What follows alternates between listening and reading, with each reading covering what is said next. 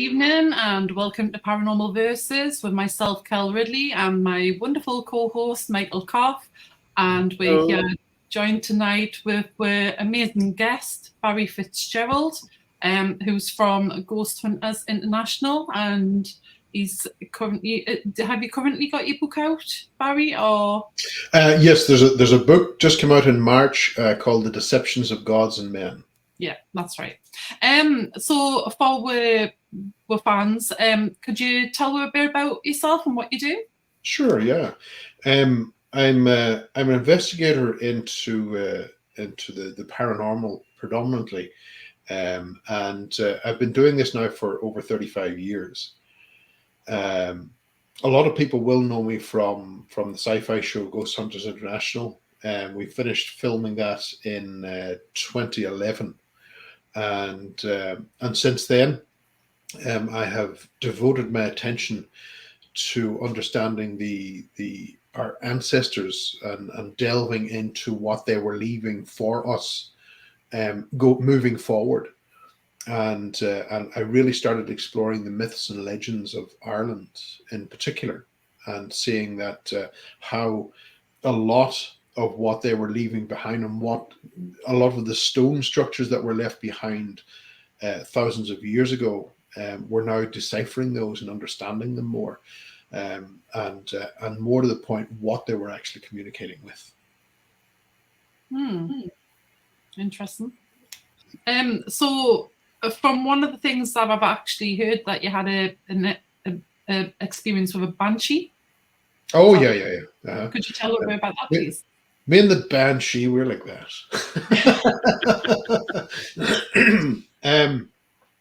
But part of my interest into the banshee really came when we started to see and investigate this element of the myth and legend within Ireland, and in particular to see if there was anything of that legend that would still linger in the landscape today. Mm-hmm. So not only were we looking at the banshee, we were looking at other legends as well. But the banshee, I have to say, the moment that we settled down and started to write the first introduction to the book, if you like, that particular night she came to the property that I lived in. I lived here in the west of Ireland in an old converted Methodist church, and it was a private residence now. And whenever she came, she scared the absolute bejesus clean out of me. I wasn't expecting that. Now, don't get me wrong, I had heard the banshee before, but never that close. Mm-hmm. That this entity was immediately outside the church windows. Wow. And she really rattled every bone in my body. But the banshee, for us, the banshee is labeled as a fairy, and I feel that does it some injustice, because banshee, when you break the title down, it means some people would surmise it means woman of the fairy, the she being the fairy. But as you can see behind me in this picture here, this is the mound.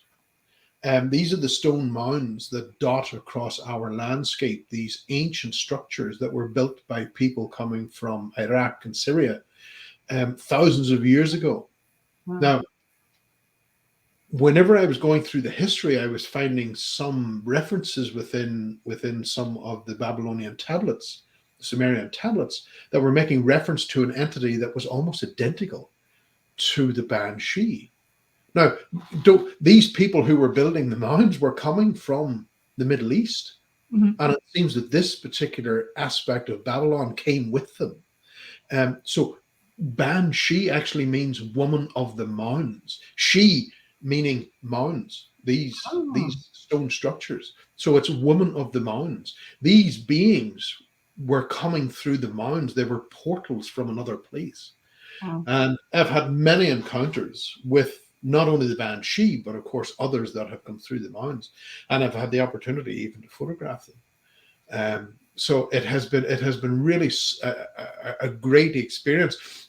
And I have to say, one of the other things that really drove me to writing the Banshee was that there was some claims that were made about her, which I felt again did her a great injustice.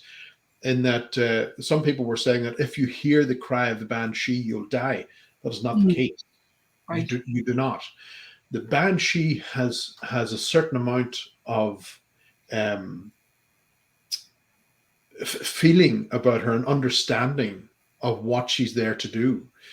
You see, the Banshee, in a group of 10 people, 9 people will hear her cry, but the 10th will not, because it's the 10th that's going to die, the one who doesn't hear her, because she's announcing to the others, be prepared, death is coming. So that in itself showed that there was a certain amount of softness to her. And another claim was that she's never been heard in Ireland since the 1950s. That's absolute rubbish, because we were interviewing people right around Ireland, and including people who were arriving on holiday, tourists to the island, who also had encounters here. And also then by the time they got home, they found out that their friend or their family member had passed away. Wow. So there is that aspect to it. Now, what is she? She is something that is coming across from the void. It's almost like she's guiding that aspect of what she's here to claim. She's guiding that back toward the mountains and back into the void. Because today we have a totally different approach to death as what we compared to the builders of these ancient chambers. So there's a lot breaking down in that. Even in our own customs within the last 50 years has changed considerably. Because now we're a lot of people are dying now in hospital. There's a lot of action going on around them and everything else. Where before, 50 years ago, everyone had to be quiet during the process of transition. The house had to be quiet. And you know, the curtains were drawn, and the passing was peaceful. Well, nowadays it's like, oh my God, it's like being in a disco somewhere, for God's sake. And you're going through this process of transition, and you've got all this going on around you. So that in itself has changed considerably, and I think that has really sparked some things, and really addresses some things that we really should be looking at. Yeah. What's interesting, Barry, is when you were talking about your description of her, my mind all of a sudden jumped and said, that sounds like a Valkyrie from the Norse, who would come in and help guide.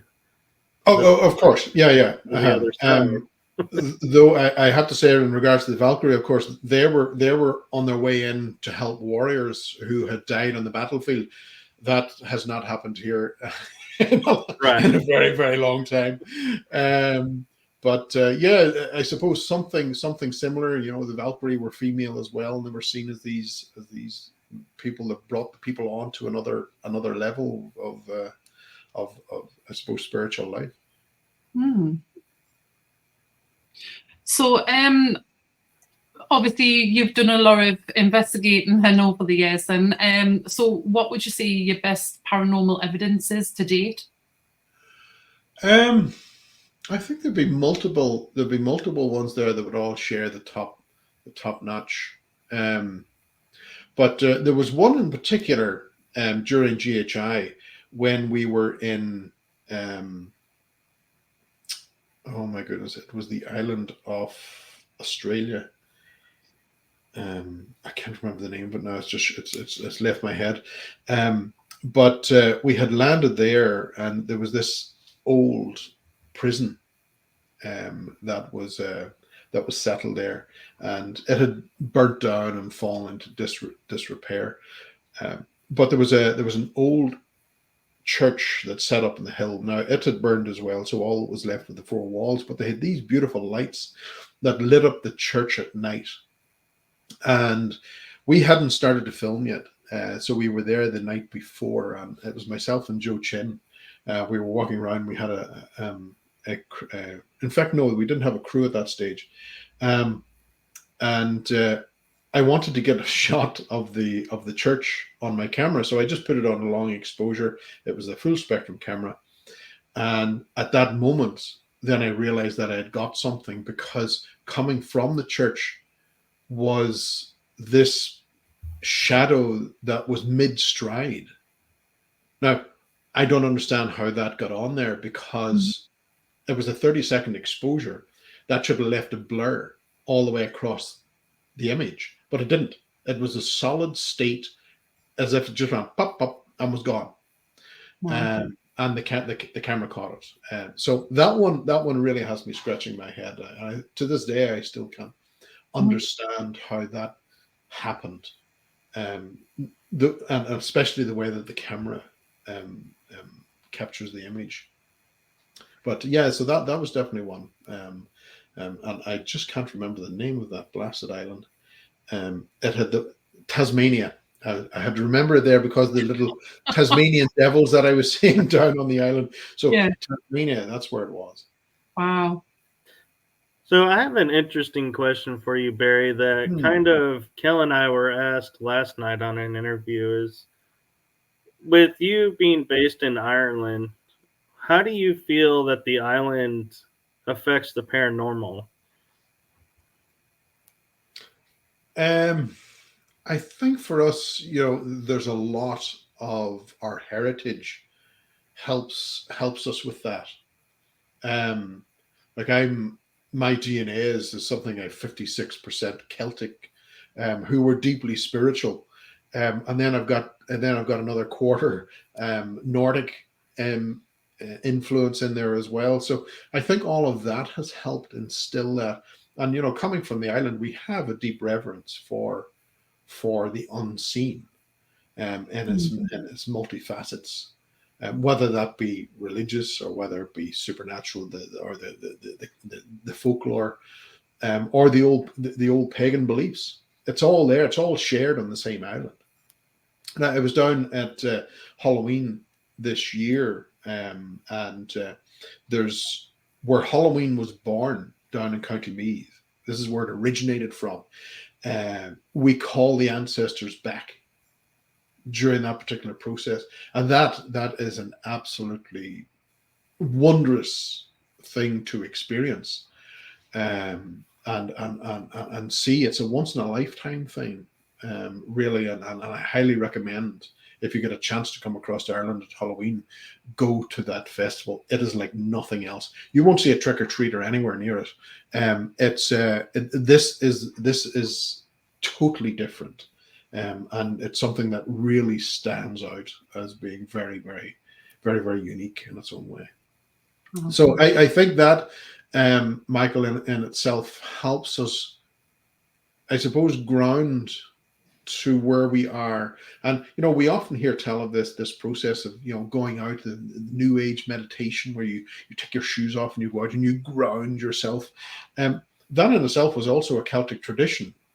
When the king was selected of the tribe, it was his duty to ground himself, to remove his footwear and go out and become one with the earth, with the female deity that oversaw everything that was going on.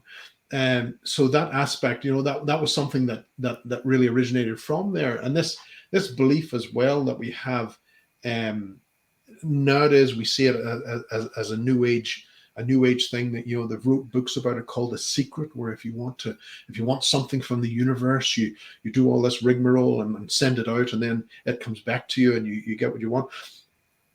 Well, we were always led to believe, this was something that was, it was always a secret.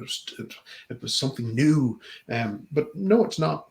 2,000 years ago, the Druids here called it Grinholt. So it's nothing new. We've got things that we're inheriting from our ancestors, and sometimes we get it in cycles. And sometimes these cycles are very much, they're subconscious cycles that we pick up on. And I think Ireland as a whole is a perfect example of that. And I can see it in other places as well. But certainly, speaking from my own quarter of the world, when the Celts arrived here in 500 BC, they really utilized this idea of called a Celtic wheel, in which if you wanted to know anything about the ancients, you went west. If you want to know anything about the arts, poetry, music, storytelling, you went south. If you want to know anything about politics, you went east. And if you want to know anything about war, you went north. Now, Northern Ireland, of course, has had its problems. But when we put it in context of 500 BC, this is before Protestant and Catholic. This is a cycle. And it's something that we can see in history, that it will cycle again and again, and come under a different heading. But when we strip it back to its fundamental basics, it's about a certain aspect of the land calling for its court. We have a question from Andy DeCote saying, does Barry have any projects coming up that you can talk about? I do have projects, Andy, and mind your own business. You tell me.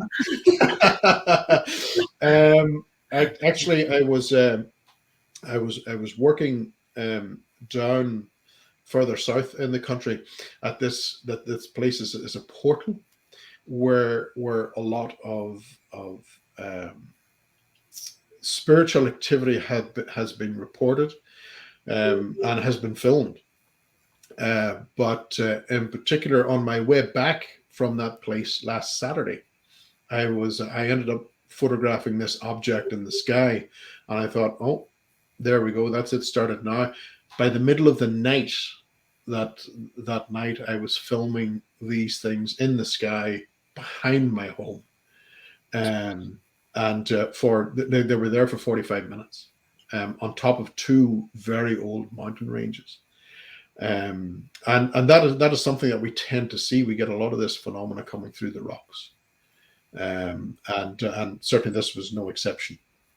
But to see them dance around and do what they're doing on the night scopes, it was it's a rare opportunity to be able to film the true phenomena like that. Now, I was able to film it for about 10 minutes, and then the cameraman functioned. But I was able to observe it for around 45 minutes. So, yeah, there are projects going on, Andy, and you'll just have to wait till Awakenings next year to find out. We've got another question. Matt Atkinson's asked, what does Barry think about leprechauns? True or only Irish folklore? There is a leprechaun hunt every March, and it's over in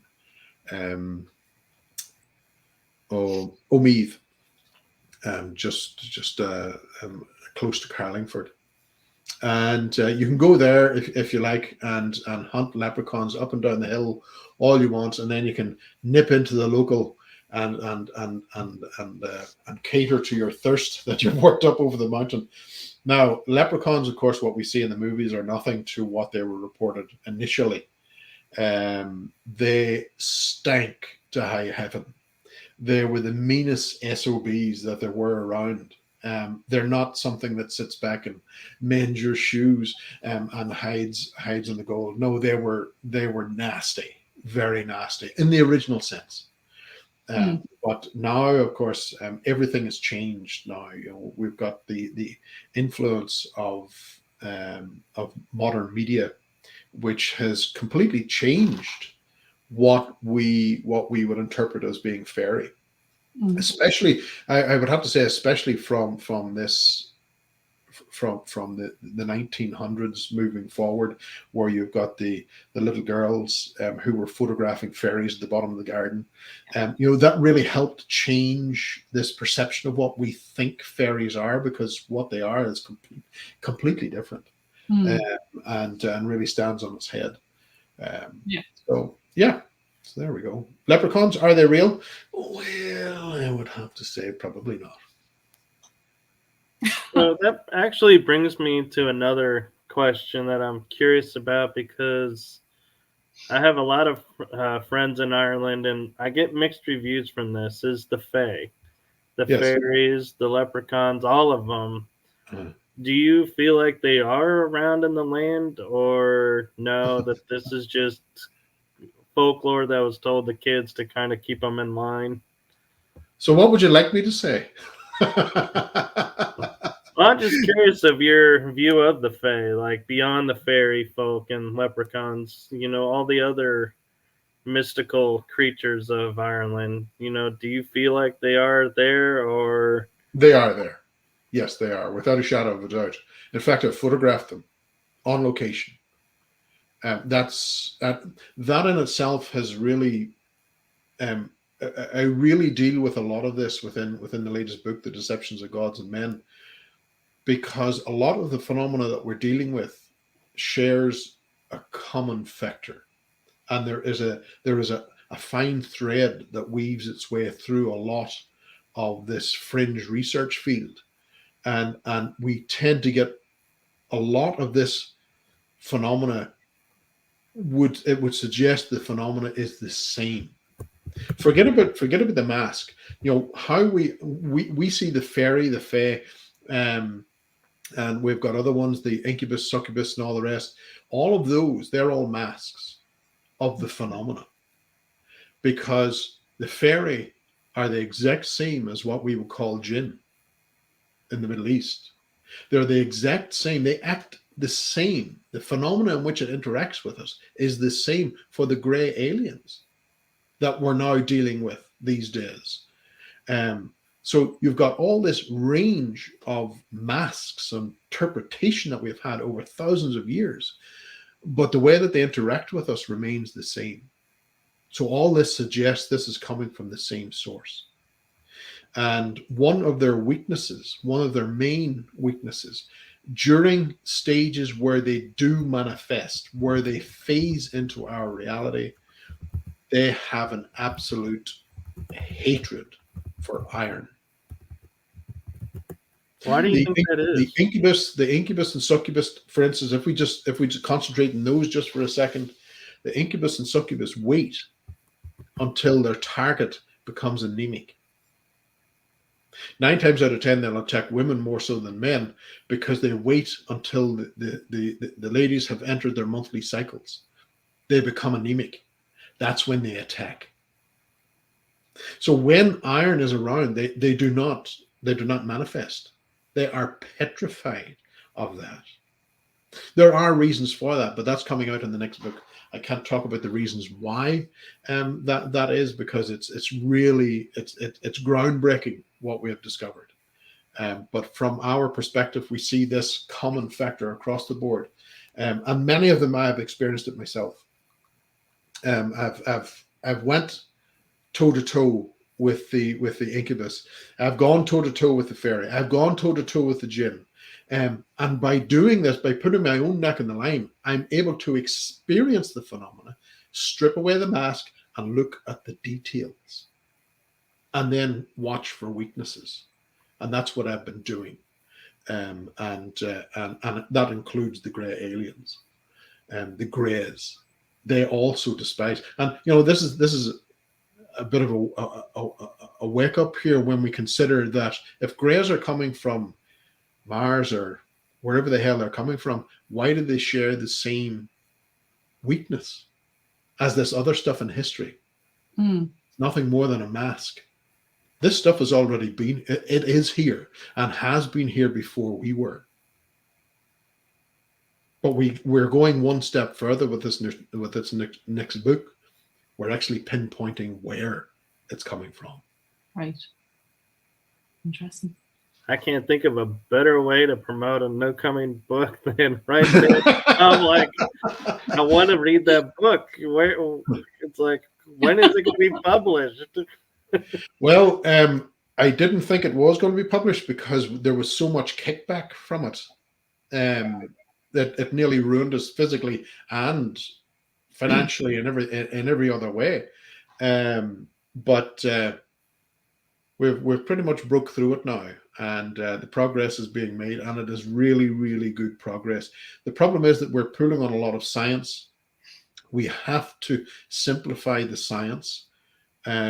So that's where we're we're slowing down at the moment, is trying to simplify the science, so that everyone gets it. But setting that aside, again, this phenomena is universal, and in particular, it's global, and yeah, and we know where it's coming from. That is really cool, and that actually leads a little bit of topic-wise to the question that Sober Carper has, is, are there any accounts of the black-eyed children in Ireland, or is this a similar phenomenon with a different name? There are accounts of black-eyed children, yes. David, I can't remember his name. I have his book here. I can't remember, but David, he's been across in Ireland, and subsequently, since then, there have been accounts of people coming forward saying that they're seeing these people who are coming to the door and have this phenomena. Now, it's rare. It's not broad scale. It's not happening all the time. It's very, very rare. In fact, we would get more reports of UFOs and fairies, and other aspects, ghosts and everything else, than we do black-eyed children. So it is very, very rare, but it does happen. It also happens in the UK. It happens in France and Spain.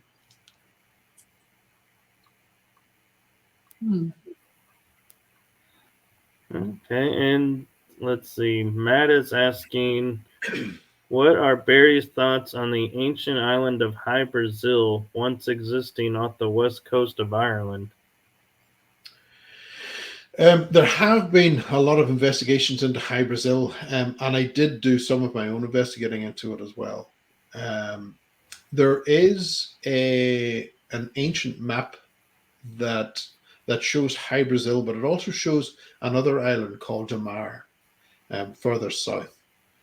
And I was intrigued by those particular maps because the Irish Geological Society released a batch of seabed scans off the west coast on the Porcupine Bank. And I got my hands on a copy of those, and I was going through them.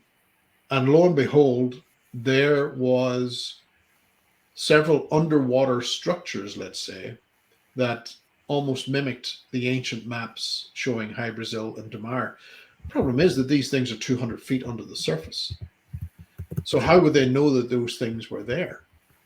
Now, the sea levels, yes, they have rose, they have went down again, but not enough, not 200 feet. So I ended up, I went to Dublin and I spoke to some of the scientists responsible. And I said, look, tell me, what are these? And the first one said, well, it's probably a coral reef, coral island. And I said, okay, the problem I have with this is that you said probably. Is there any chance I could get a second opinion on this? So she went and got one of her colleagues who came back and said, well, it's probably an underwater volcano. I said, so we've gone from a coral island on a probably to a probable volcano. So we don't actually know what those things are. But it's strange that it does seem to tie in with the ancient map that was being shown. Now, High Brazil was seen. My goodness, it was seen. I think in the 1980s was the last time that it was seen.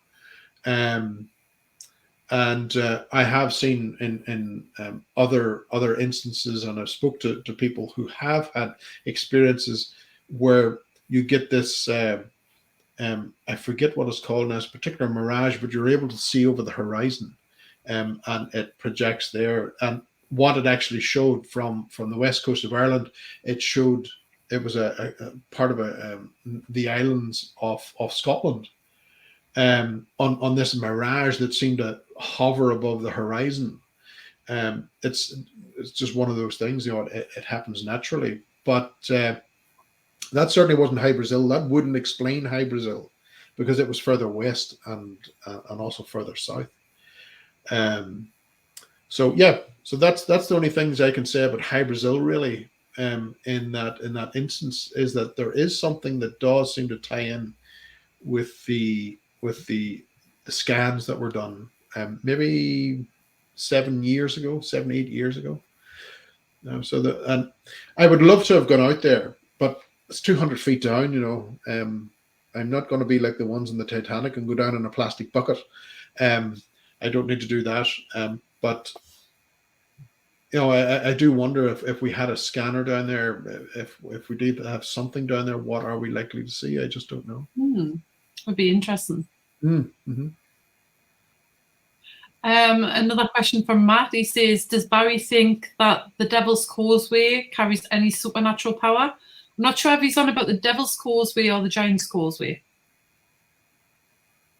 I've never heard of the Devil's Causeway. It must be the Giant's Causeway then. Yeah, if it's the Giant's Causeway, no, I don't think there's any supernatural power there. No. Now, what we tend to see is that anything that tends to be associated with the devil, and this comes from David Paulides' work over in the United States, the author of Missing 411. He has identified that you get a strange amount of activity around places that have the devil mentioned in it, these negative connotations. You'll get strange disappearances and things like that. But I have to say, in regards to Matt's question there, I don't know. Oh, he's just corrected. There's the Giant's Causeway. I see. No, the Giant's Causeway is free. It's tourist friendly. Yeah. It's an amazing place. I know it's got some history about two giants, one in Scotland and one in Ireland. Oh yeah, Finn McCool. Yeah, that's quite interesting. I was going to ask you, is there any chance you could tell a little bit about, just a little bit of intel about what your book is actually about? The Deceptions of Gods and Men? Yeah. Certainly. It's an examination of the phenomena that's coming through from the void. The way that it depicts itself, the way that it communicates with us, and what we need to watch out for, how it attaches to us, and how we can turn that around. There is a huge amount of deception that is involved with a lot of the phenomena that permeates through from the void, and this comes from either from even lifting a voice recorder and saying, "Is there anyone there?" to Ouija board sessions or anything like that.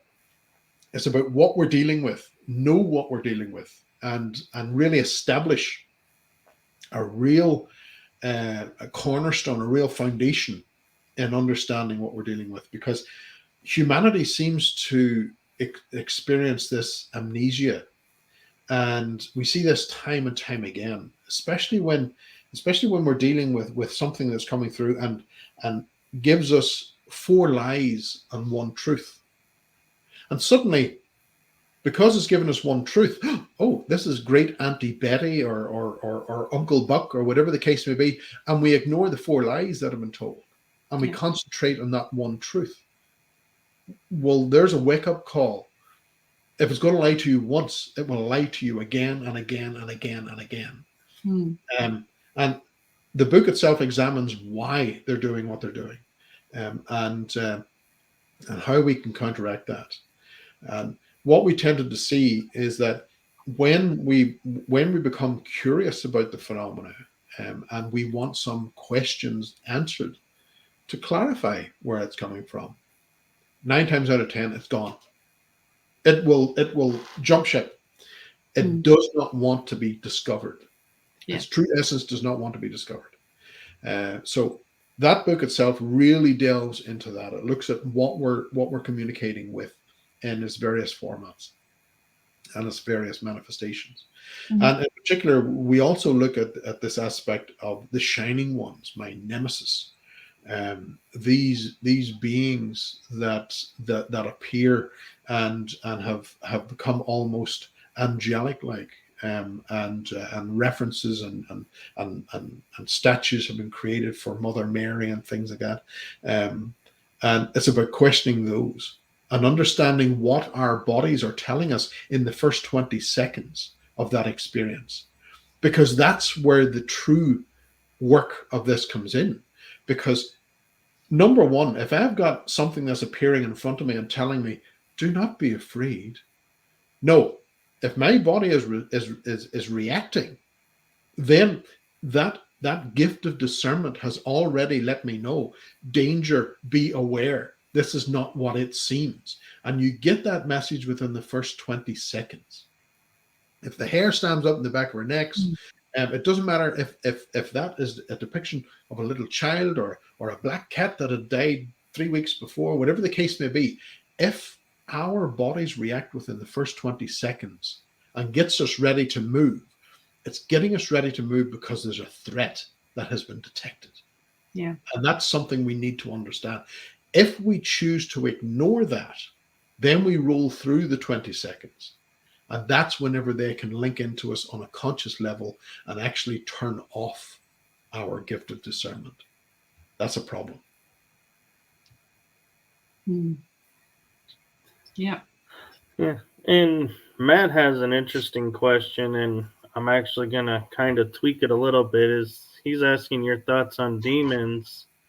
And my tweak of it is, with you being on GHI and doing your own investigations, do you feel that demonic is as prevalent as some people are saying, or that in most cases it's just misidentified of an angry spirit that just people are saying, oh, it's demonic? Demonic is another mask. Daemon is another mask. Jinn, genie, they're all masks of the same phenomena.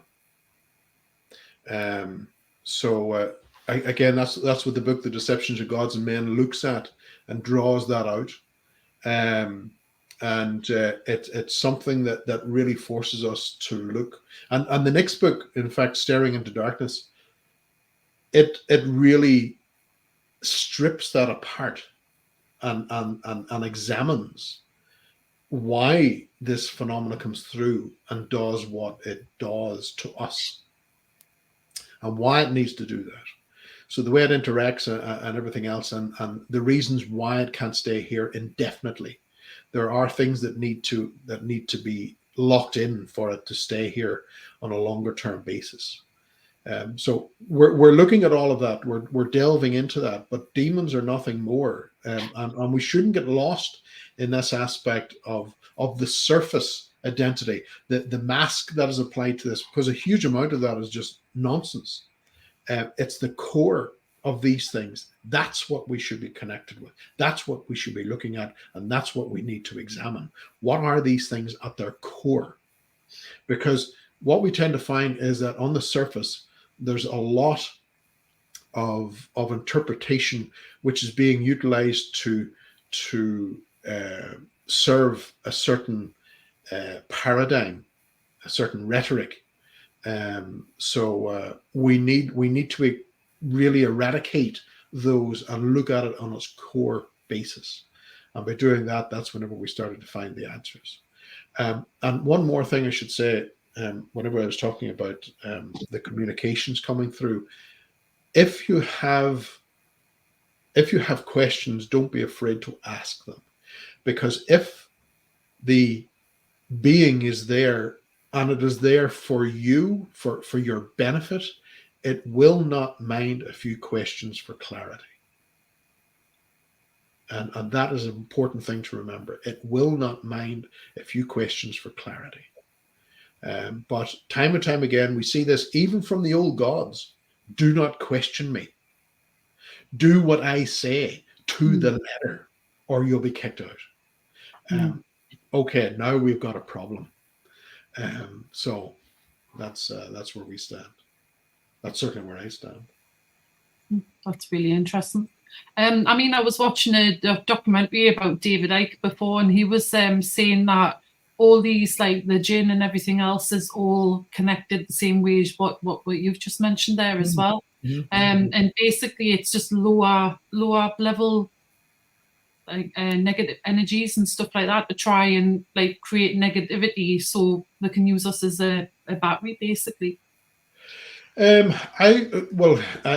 familiar with David's work, but I would say that that's where we diverge. And where we're coming in with the next book is going to be a game changer, because it really forces us to look at who we are as a species. And you see, for us, we use the term soul and spirit. It's very interchangeable in the New Age, but that's not the case. We should never have done that, because the soul is different. The soul is fundamentally is different than the spirit. We form a trinity of the spirit, soul, and body. It's understanding those that we create balance. But a soul that is out of balance, that can cause a lot of trouble. We've got another question off Andy Decodes. He says, which one was it again? What or where does Barry consider the most active paranormal place on Earth? You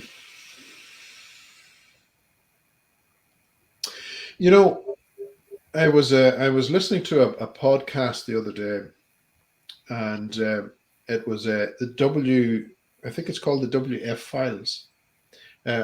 Wonderful young lad does a remarkable podcast in the US, but he was covering these strange sounds that were happening underneath the surface of the water and the oceans, the great oceans. And there was one in particular that he said he brought forward. It was the bloop. I think it was recorded in the late 90s or the early noughties. And the sound, he said, what we usually hear is this particular sound, but when it's played at its normal speed, this is what it sounds like. I immediately recognized the sound, because that was the same frequencies that we use to open the doorways. So the next question is, who under the ocean is opening portals? So to answer Andy's question, I would imagine that there is a lot that we're missing. Forget the lands. There's a lot that we're missing within the water. And we're seeing that even from across on the east coast of England. There's a huge amount of phenomena happening in the water there, which is not being fully understood. You know, you've got these lights coming out of the ocean. You've got this strange phenomena that's happening along that east coast, which I feel is not being fully. There are a handful of researchers, of course, that are doing it, but they need more assistance. They need more work. They need more backing to get the answers of that.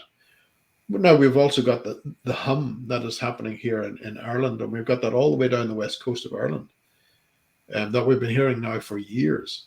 I was first introduced to the hum in 2013, and I haven't been able to stop hearing it since.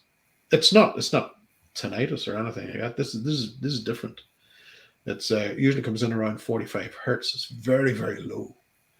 Now, what is it? I don't know.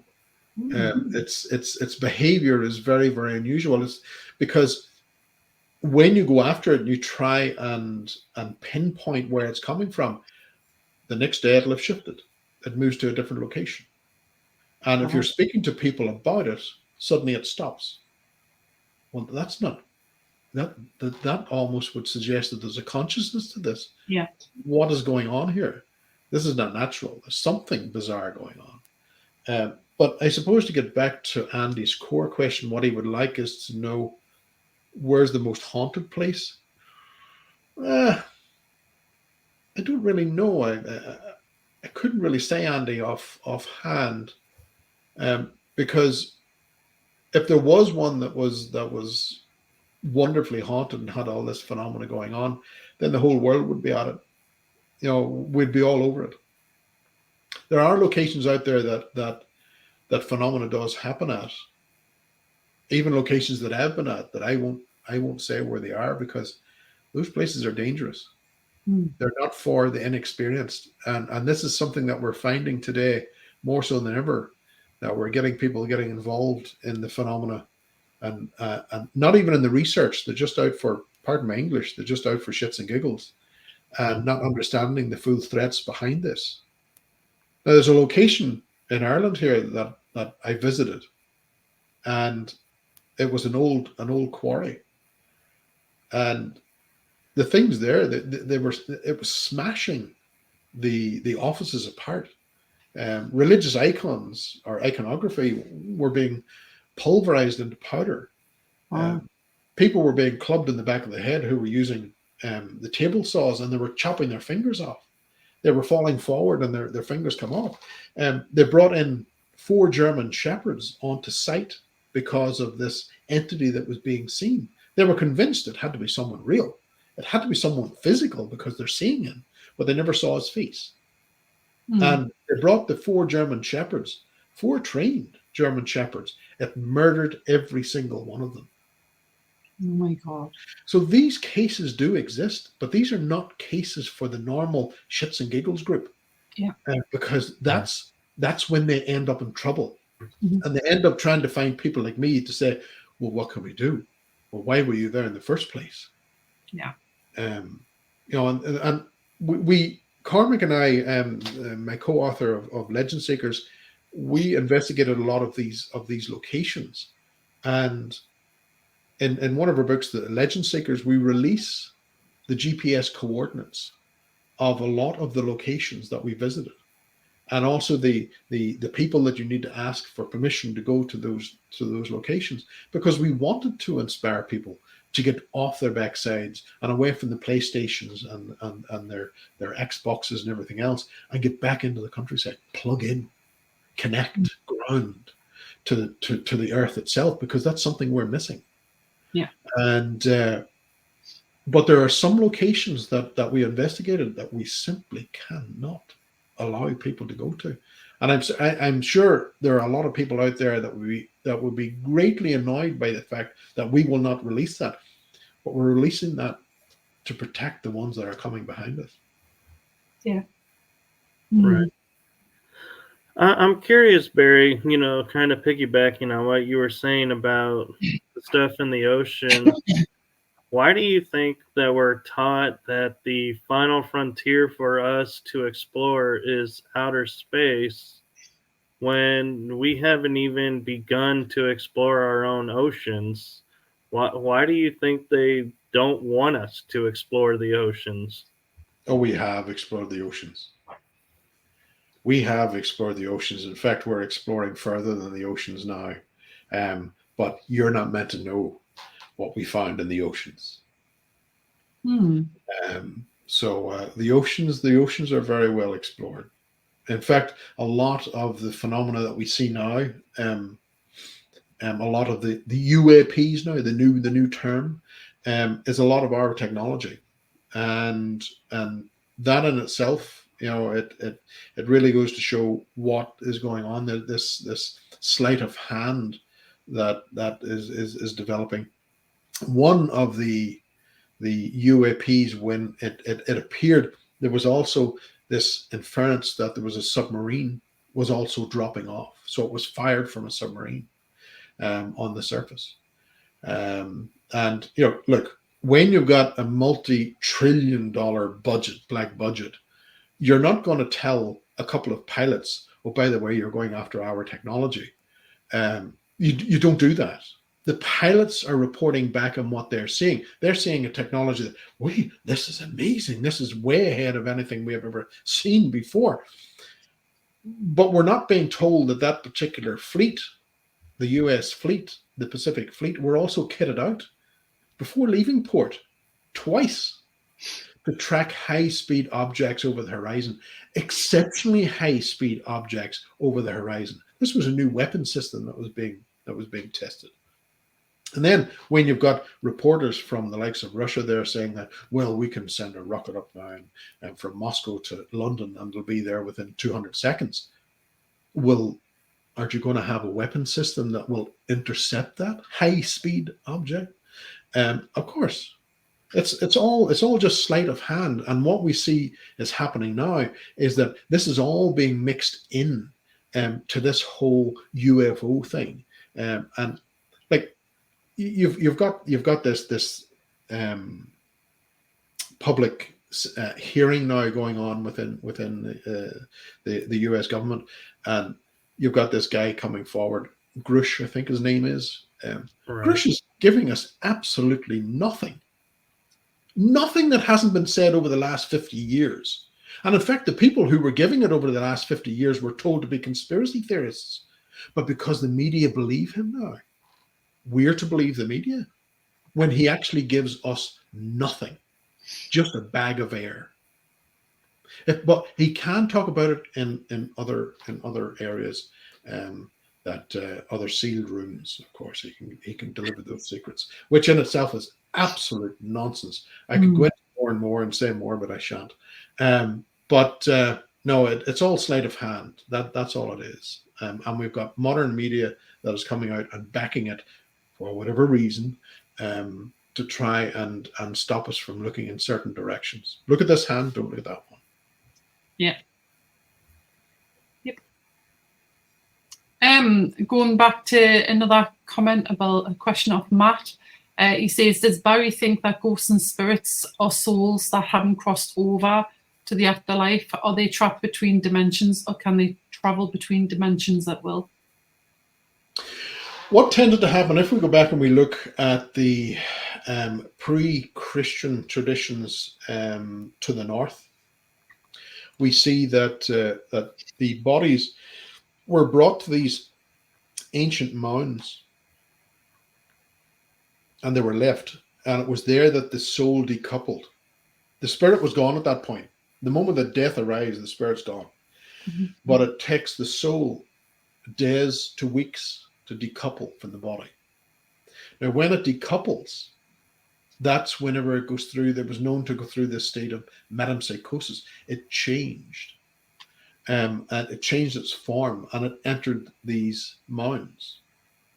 So these mounds themselves, as we know, they were built by people from Syria and Iraq and all the rest. That whole idea came from the east, moving west. But we had this idea of ancestral worship in which these places we went to and we could commune with our ancestors. That's not technically the way that they worked, because these places tended to have these doorways, these liminal places where the gatekeepers gave the information over. Those gatekeepers were seen as serpents. The keepers of knowledge were often depicted as a serpent. Now, as the soul decouples from the body, which is stated in the Nordic traditions, it changed into a serpent before entering the mound.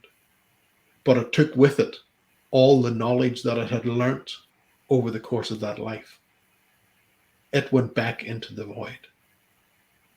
So for us, of course, we're accessing this Akashic records, the global consciousness and everything else.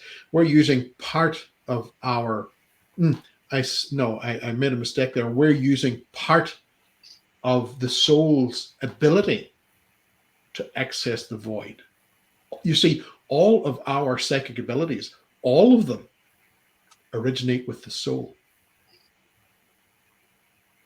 So I know that we're getting close to the end of our time. Here's something to consider. We often see the soul and we claim it to be, well, it's mine. It's my soul. What if it's not? What if it never was? So, yeah, I'll say no more because that links into the next book. I love how you described that, Barry, and I'm looking at the picture behind you of the triqueta with the mound, and I started thinking about, like, here in America, we have all these mounds around, and we associate them to the Native Americans, and now I'm starting to think, are we misidentifying our mounds? And they're like the Irish mounds, as you're saying, which are gateways to other areas. And is that why, like, we have Serpent Mound, or we have little areas that are just a bunch of mounds coming up and we're destroying them? Is that Yeah, there's a huge of that. There's a lot of it that has been misunderstood, and a lot of it hasn't conformed to what our mainstream archaeology would prefer that we believed. So the mounds, from the Irish perspective, the mounds, there are three things that activate the mounds. Vibration, as in sound. There's certain sounds that are attributed to activating them. Timing is everything. So there are light frequencies that activate them at the same time. And there is also a particular chemical that activates. And that chemical can be seen, part of that origin of the chemical can be seen in the ancient Akkadian wall art of around 1300 BC, I think it was, in which one of the geniuses, the semi-gods, this creature with an eagle's head and wings, is standing, handing over this cone to the high priest or the king. Though that particular fruit that's being handed over is vital. There's a chemical within that is vital when you begin to access the doorway to the void. So there are three things there that activate. We now understand what those are. And having experienced some of this myself, it is quite a unique experience to have. And I have been to one of the locations where I shouldn't have been, and was snooping around and had one of the worst experiences that I've ever had in my entire life. In fact, I was frightened beyond frightened. But that's whenever I was introduced to that aspect of the serpent and the mounds. That really changed my paradigm. But it allowed me to see where I had gone wrong. And I was able to survive to lick my wounds. Yeah, I've just noticed that Matt's put in the comments that DMT. No. Not DMT. The problem with DMT, you see, is that if for instance, you smoke DMT, it's like being fired out of your body like a cannon. Boom, you're gone. The problem is that you leave behind your gift of discernment, which is the body. Mm-hmm.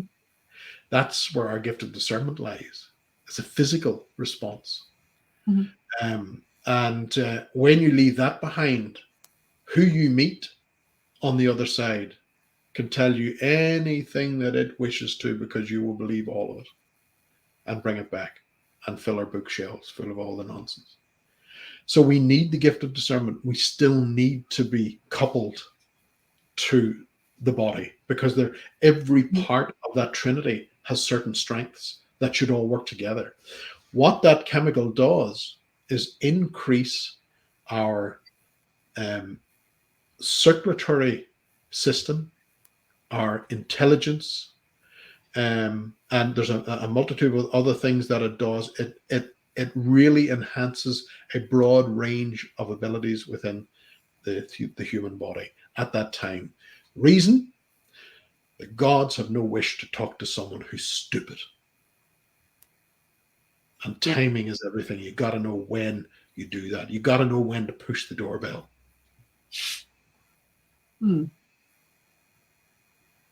Yeah.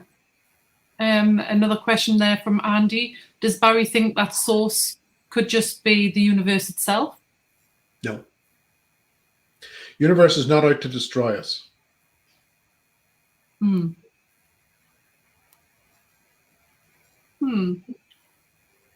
Michael, any more questions?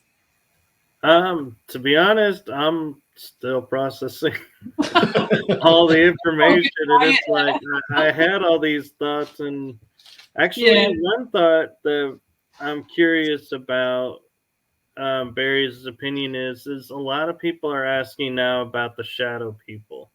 Are those prominent in Ireland? And what are your feelings? Yeah. The You'll have shadow those. You'll have those across. You'll have those across the globe in itself. Again, the shadow people are the same source. It's just another mask, but it's the same source. One rule to stand by, and before I sign off, one rule to stand by is he who wins, or he who owns the body wins. It's very important. Always remember that. And another one, whenever I was writing the book The Influence, which looks at this aspect of the shadow people and how attachments occur, and what the attachments are doing to us on a biological level, and how we can turn that back. There was a warning given to me at that particular point whenever I was writing that book: don't become too bright or they see you. Now we're living at a time now where we need to shine. So that's me signing out.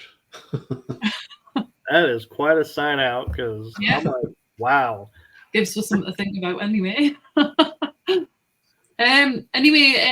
Because we're just over the hour, could you please tell everybody where they could find you if they want to speak to you about anything?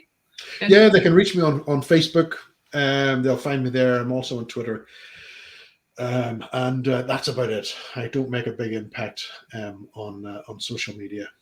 So that's that. And folks, if they wish to get a copy of the Deceptions of Gods and Men, it's available on hardback, softback, ebook, and audiobook. I absolutely love the audiobook. So it's you'll find that on Amazon. Yeah, definitely. I'll be investing in that. Thank you. Thank you very much for joining me tonight. Michael, we haven't got a show next week, have we? Next week we are off because of it being Thanksgiving holiday in the U.S. Yeah. And the following week we will be back with Ane Shin. Good. So I just want to thank everybody for all the comments, and again thanking Barry for he's fantastic. It's given me a lot to think about. So like I say, it's been an absolutely brilliant show. So I'll let you close out, Michael. Thank you very much. Thank you. Thank you to all who are watching this and will watch it.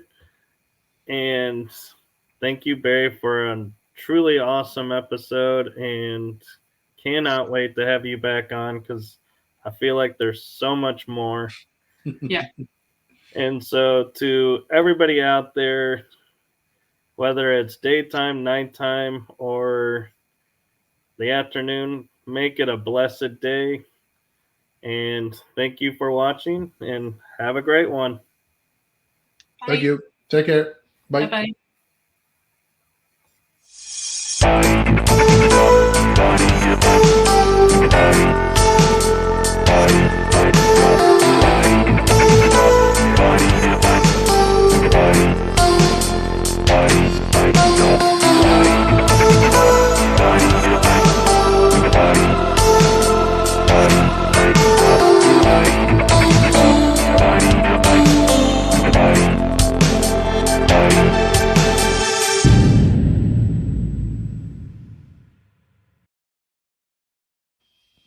Thank you for joining us at Paranormal Versus. Hope to see you on our next episode.